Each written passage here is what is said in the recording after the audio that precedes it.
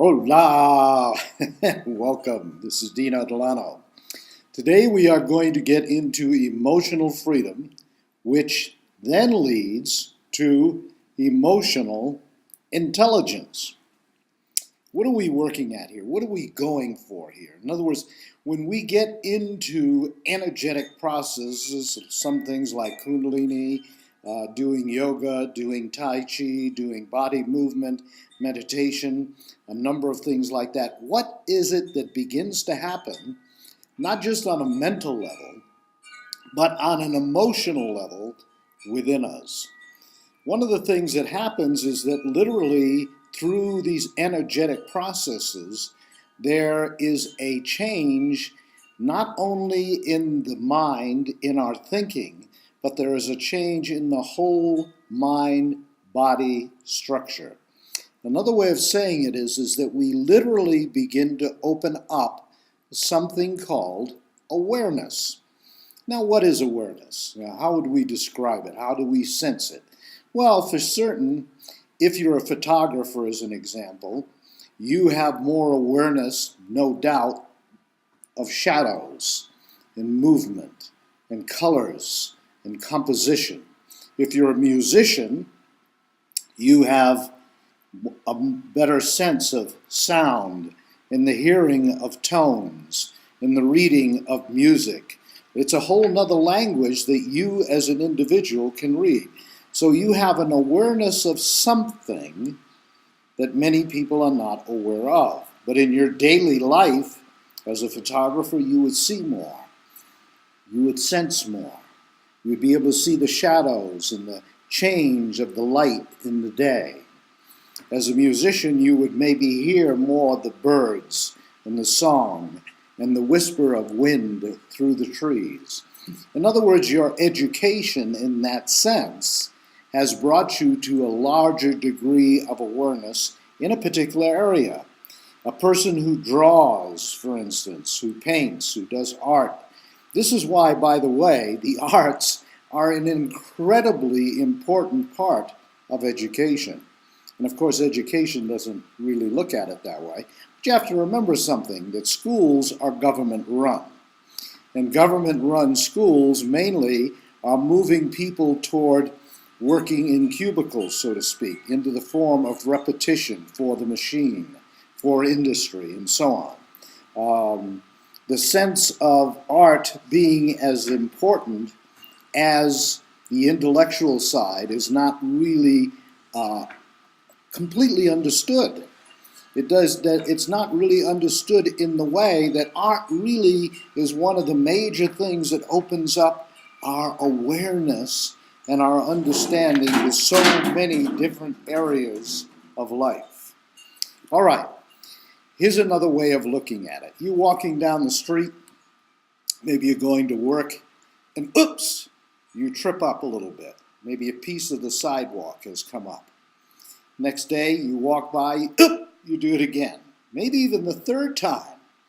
But probably at least by the third time, the fourth day you walk down that same street to work, you walk around that part of the sidewalk that has come up. Why? Very simply, because you have become aware of it. Same thing happened when we learned how to drive an automobile. Driving an automobile, we became aware of the shifting, of the movement. We had to be aware of what was in the rear view mirror, aware of people on the side, to the right, the change of the light. All of these kinds of things, a very complex process, actually. But by doing it over and over and over again, pretty soon it has now become so automatic for us that, heck, you can drive what, 5, 10, 15 miles, get to your destination and say, wow, how did I get here? So there's many things that as we function in life, we have lost in some ways because of conditioning, because of belief, because of the way that we think. We have often lost big chunks of area of our emotional intelligence. What is emotional intelligence? It is the ability of the emotional body, the energetic body, to be able to move in the direction of intelligent action. Let me say this in another way. It's important. Education, college, degrees, whatever the case may be, all the data in the world and the best libraries in the world is not intelligence. That's information. The ability to use it in an intelligent form, now that is the act of intelligence. In other words, where we literally put intelligence into action. Have you ever had an argument, as an example, maybe with a right-wing religious person who believes adamantly in their idea no matter what? There's nothing that you can say to change their thinking? Well, when we understand that, and if we are coming from emotional intelligence, at some point we learn to what? Shut up. To say no more. Because we can see that our efforts and our energy are not what? They're not getting anywhere. We would also perceive the same process in the process of war. That war is an ever-ending cycle of the same, and to continually to keep repeating it, expecting the outcome to be different, is really a form of insanity. So in that sense, when we become emotionally intelligent, the emotions are freed of, again, conditioned response, we can now then respond in an intelligent way. Your beliefs power your emotions. It isn't just your beliefs, okay? And it is just your beliefs. And what I mean by that is that a lot of times we say, no, this is what I feel. And I feel this way because the last 3 relationships that I've been involved in have been a disaster. They've been a horror. These guys have been really rotten, terrible men. I mean, men are just this, that, and, or it's women are just this, that, and you know what I'm talking about. Maybe you've had the experience of, maybe you have a friend that you know that feels that way toward men or women or whatever. So their beliefs have been powered by their what? Experience. But it is nevertheless still a belief. And much of our beliefs, just like driving an automobile, are what? Below the area of consciousness. You don't think about it. Same way with walking. But there was a time when you were a little baby, a year old, a year and a half old, whatever, when you begin to walk, you begin to move and grab yourself and pull yourself up and make the next move. You were doing something inside in order to bring that about. I call it monkey see, monkey do. You were watching and you were imitating. Another way of saying it is you were watching and you were imagining. And through that imaginative process, you begin to connect the neurological structures in the nerves and then into the muscles and then into the movement, and you begin to make the movements, and you went on till eventually you walked. That's how you did that, right? We don't remember that because we were at an age at the time where we didn't have that cognitive ability as we have it now. So who is driving your emotions? Right? Who's driving the emotions? Are you driving your emotions? Many people, when they get into maybe a relationship and jealousy comes up, or they feel threatened that their lover is looking at someone else, and the rage or anger or self-pity or whatever comes up at that point, because it drives what? Drives certain feelings. If you continually maybe felt unloved as a child as you were growing up, it might be a major threat to you as an individual to see your lover looking at someone else. It brings back the same what? Feelings of loss of love that you may have had with a parent or both parents in that sense. It triggers back those same feelings, those memories that are now what? Unconscious. But those unconscious memories drive our emotions. Those unconscious memories drive how we drive that car or drive that motorcycle. They cause us to move in certain directions. Here's another way of saying a very simple one. Why does a person, my God, strap bombs to their body, walk into a restaurant somewhere, and blow the whole place up, including themselves? Yes, we could say it is the power of belief, which indeed it is. But boy, it's also the power of what? Belief that is moving emotion in a major way to get the person to do something that is not only destructive to others, but really destructive to themselves, and in the long run, makes no difference. In other words, the actual action that they took only breeds fear, hostility, anger. It does not get what the person may think that they want.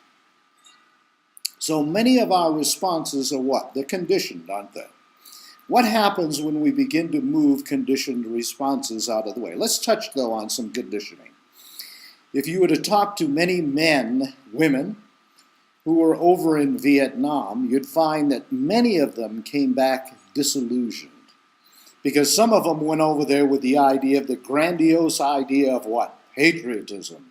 That we were fighting communists. And many of them came back disillusioned in the sense that they realized that it had nothing to do with any of that. But their belief, what? Motivated them. Their belief powered them into a particular action. In other words, they could not see critically. They could not act critically. Because in order for us to act in a critical way in any situation, we must be able to what? Perceive it in some way. We must be able to perceive that the edge of that sidewalk is sticking up so that we can what? Walk around it. We must begin to perceive that maybe the dollar is falling and things are happening in the economy, and if we're going to preserve any of our wealth or money or income, we need to do other things with it than what we've been doing. So when we have conditioned response, like Republican or Democrat, many people's response to politics is programmed. Republicans are this, and Democrats are this, and they're that way, and so on. The truth is if we really look at it, and we can look down through the history of it, we can say, well, they really do function different. They really do say different things. But if you notice, in many of one president after another, maybe particularly in the last couple, there really isn't much difference. In other words, Republican and Democrat oftentimes, a large portion of the time, are two sides of the same what? Coin. They have a different look, they have a different mass, they have a different propaganda, and yet the outcome is the same. Take a look at it. Don't believe what I'm saying, but take a look at that. So, but again, my point more is that if you begin to look at your beliefs and how you respond automatically, many people respond automatically to what? To gay. There is homophobia. We have what? Over the last 10 years, particularly 15 years, whatever, we've really broken that down. We now have gay marriage in different places. There is a greater acceptance of gay. But if you were to go into Thailand, where I have spent much time, you would find that gay has no meaning. That a ladyboy, a man who dresses like a woman, acts like a woman, has no meaning because nobody cares. And what I mean by nobody cares is they don't have a mindset through their religious structure, because a lot of these ideas, a lot of these feelings come from what? Religious beliefs, religious conditioning. Think about that word. There is a main difference between learning and conditioning. When I tell you that if you don't do this, you are going to go to hell, if you don't go this, you will be damned, if you don't do this, I'm not teaching you. I am not giving you a choice by saying, here's some ideas, here's some what we believe maybe are facts, etc. Here's some more over here, some more over here. Now, if you look at all of these, you might be able to make a choice of which religion you would like to be in, or which religion you would like to be a part of, or maybe you wouldn't want to be a part of a religion at all. In other words, we didn't have the choice in growing up, did we? In other words, most of the time it was an indoctrination. We become so indoctrinated with the fear of communism. We become so indoctrinated with the fear of socialism. I'm not trying to sell socialism or communism, by the way. That's not the point. But we become so afraid of those words and the meaning behind those words and the emotion behind those words that most people who scream out like they did during all the things on health and changing the health system and so on, and people were screaming, this is nothing more than communism, socialism, so on. You can bet that maybe only 1%, if even that much, of the people who were screaming, hollering, knew anything literally about communism or socialism. They would be so frightened that they would not even be able to look at it, to read the structure of it, to understand what Marx was about and what his ideas were and where they derived from, because they are so what? Conditionally response. Can we function intelligently? In other words, that ability to be able to perceive, that ability to be able to look at a large area of information, ideas, experience, what has gone on, what has taken place. Can we function intelligently if we don't have that ability? And the obviousness of that should be, no, we cannot. That it isn't possible for us to be able to take intelligent action unless we are also emotionally free. In other words, to become literally free of conditioned response. Not necessarily free of belief.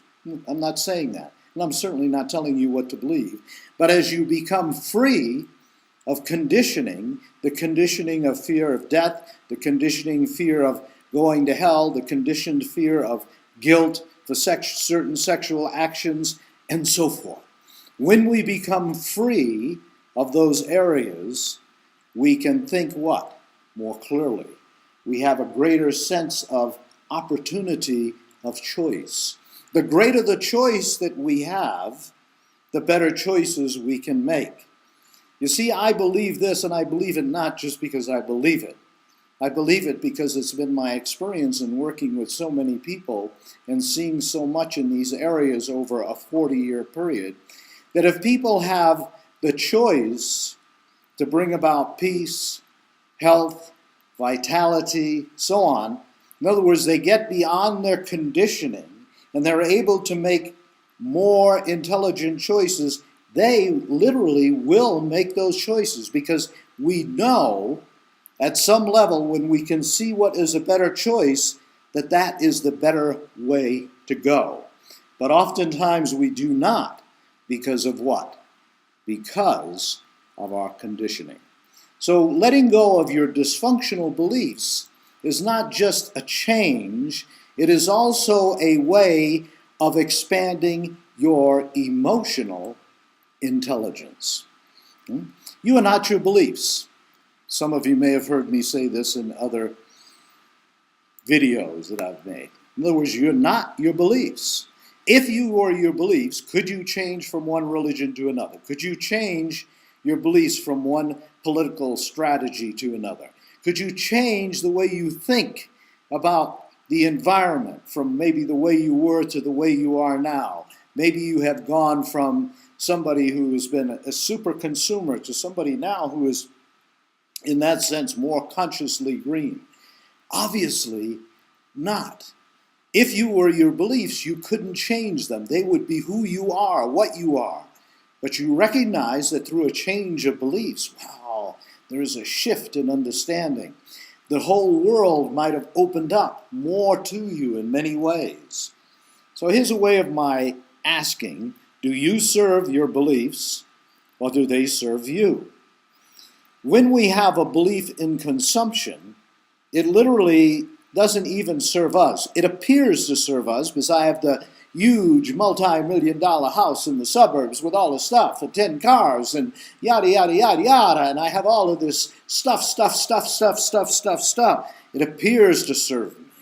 Wow, and I'm put on television and I'm told how great I am, and I'm promulgated that to the public, and the motivational speakers will speak about me, and look what Dino did, and so forth, all of that. where in fact, my belief doesn't really serve me because really it takes away from the environment. It is destroying more the environment. It is sucking more resources from the environment. In that sense, it is literally taking away from life. And if I take away from life through the beliefs that I have, ultimately, I am also taking away from myself. But we don't perceive that.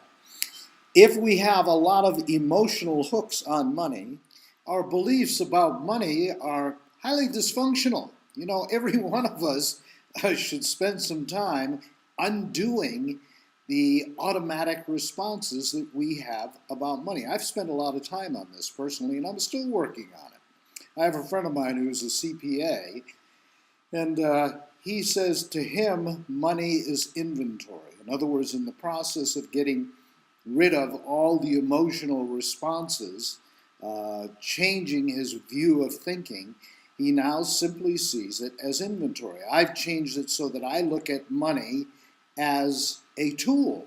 In other words, it's a great tool when I need to go to the grocery store, you know, when I need to purchase a new car, whatever the case may be. It's much better than barter in that sense. It's much better than trading what I do for what somebody else does, and you can see the problem that would arise in that.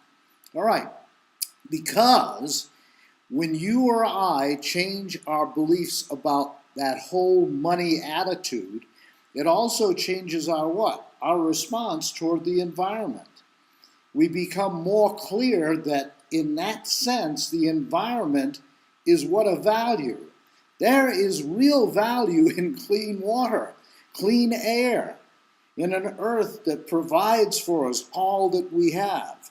But oftentimes we cannot see that because of what? The fears of loss of money, the fears of loss of income. Here's a simple one. If you were to go into Pennsylvania and try to talk the people who are working in the coal mines into seeing, right, perceiving that coal is dirty, that it pollutes the environment, that it causes lung problems, in many instances, not all, you would not get a lot of people willing to even listen to you. Why? Very simply because at some level, they feel that you are threatening their money life, their income, their child's ability to be able to go to college, and all of that mixes in.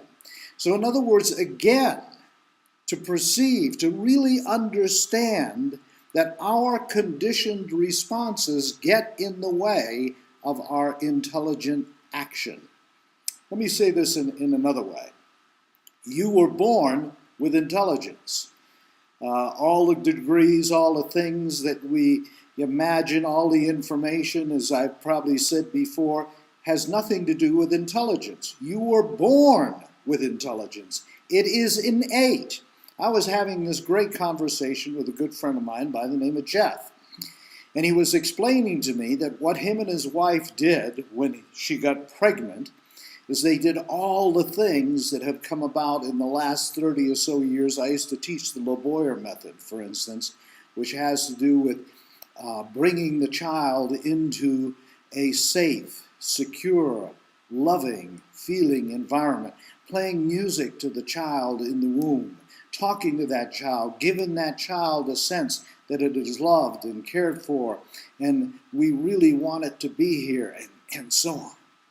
He said, wow, Dino, that stuff works. I said, what do you mean? He said, by the time my son was 1 year old, he said, I knew he was way more intelligent than me. I said, Jeff, turn that thinking around and look at it this way. It isn't that he was more intelligent than you. It is that he had less conditioned responses. He had an open and free. He felt secure. He felt loved. He felt like he belonged here. So naturally, he had the ability to take a greater degree of intelligent action. Intelligent action is only possible as we become more emotionally what? Free. So, but using it is learned. This is one of the things that I love about EFT, Emotional Freedom Technique. You can learn it off of YouTube. It's a great technique, by the way.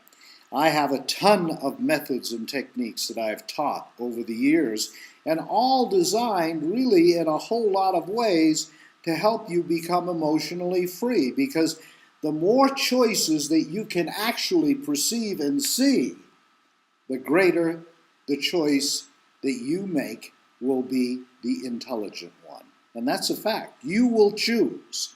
If you feel, if you see, if you understand that you have a better choice, you, as a human being, as an intelligent creature of life, will make the more intelligent one. I don't just believe that. I have seen it take place over and over and over again when people have been, or I should say, in some way eliminated or released or let go of their conditioning. Here's something to think about. Imagine this field of energy that surrounds you. We call it the human aura. You can now take pictures of it, so on. It's no longer something just imagined. We know that it's real. But imagine that this field of energy, this energy body that you have, is a field of intelligence. Well, think about it this way, that if we look at life, which is a field of energetic process, it is a field of intelligence. Physics called it what? A unified field of energy. Your energy field interacts with that field of one. Right? We're now into the concept, into the understanding. Most of us, or a lot of us, I should say, have accepted the idea that it really is all one. We tap the web here, something happens on the other side of the world over there. If we pollute in China, that pollution begins to arrive in California, as it does, by the way. It's round, you see. It's all one. That means that because this energetic field that is you, a part of you, a part of you, a part of your expression, touches, feels, senses, and interacts with that larger field of intelligence, that means that you have the ability to use something very important. Let's call it intuition. That intuitive process works with you on a daily basis to literally help you make more intelligent choices. During the tsunami, where 250,000 people were lost, a shaman on one of the islands off of the coast of Indonesia took all his people to the high point of ground before the tsunami came. Why? Because he could sense that it was coming. He could feel that it was coming. That ability is not something that shamans have, or psychics have, or special people have. It is a natural process of the human species. It is natural to you. It is natural to you as a human being. I get really into this in one of my books to a large degree, to open up that area so that we can begin to sense what is taking place in the stock market, we can sense what is taking place in our world, what is taking place in life around us, because if we get our information strictly from government and media, we are being programmed. We are being conditioned. And I don't mean that figuratively, I mean that literally. We have a media that is nothing more, for the most part, than propaganda. And that propaganda controls our actions. I'm going to leave you with this one. One of the major beliefs about genetics is that some people are predisposed toward what? Cancer, alcoholism, depression, so on. Not true. 40 years ago, people used to ask me that question, don't you believe, Dino, that some people are predisposed toward this, toward that? And I'd say no. I didn't have proof of that, but now there is proof of that. It has been proved now beyond a shadow of a doubt, through science, through research, through the biology of belief. This man, who is a PhD biologist, who has done the research, who has really gotten into it, in the late not 1900s, but in the late 90s, he began to show how our genes respond. They respond not to the genetic map, but they respond to our perception. Perception being what? Our beliefs. In other words, if you change your beliefs, that is why many times when people have a, quote, dread disease, they change their beliefs, they change their perception, and oftentimes become what? Healed. The man's name, by the way, is Bruce Lipton. Great piece of understanding. Why, though, is genetics still teaching the same stuff? Because it means a lot of what? Money. If you follow the money trail in our existence, in our particular cultures, you will find the reason why much knowledge, why much information that would free us up to become better thinking, feeling, acting human beings is often hidden from us because it means more money to keep it the way that it is. All right, go to my website, which is coolzenhealing.com. Take a look at the book, Discover the Magic in You. It is chock full of information and understanding to help you to begin to undo this conditioning, begin to undo this indoctrination that every one of us have gone through and become fuller, one more wonderful, expressive, intelligent human beings. Thanks for being with me. I really appreciate it. And please leave a comment, would you? Let us know if this has been of benefit to you. Thanks again, Dino Delano.